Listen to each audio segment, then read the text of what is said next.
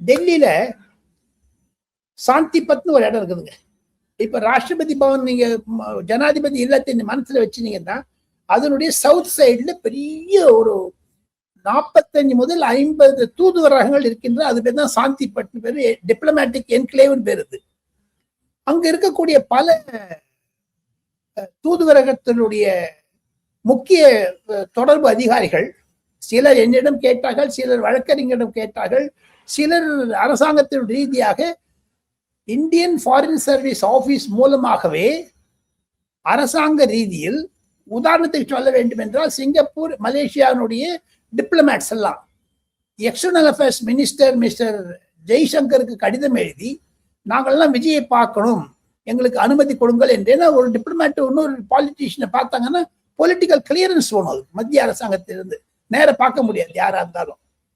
அதுக்கு கேட்டிருக்காங்க. 86 கடிதங்கள் வந்திருக்கின்றன. 86 விஜயை பார்க்கணும். அவர் என்ன அவருடைய மைண்ட் செட் என்ன, ரைட்டா லெப்டா சென்டரா சிபிஎம்மா சிபிஐயா பாஜகவா திகாவா திமுகவா எல்லாத்தையும் கேட்கணும்னு பாக்குறாங்க. ஸோ அந்த மாதிரி இருக்கிறத தடுக்கணும் தான் திமுக பண்ணிச்சுங்க. அதெல்லாம்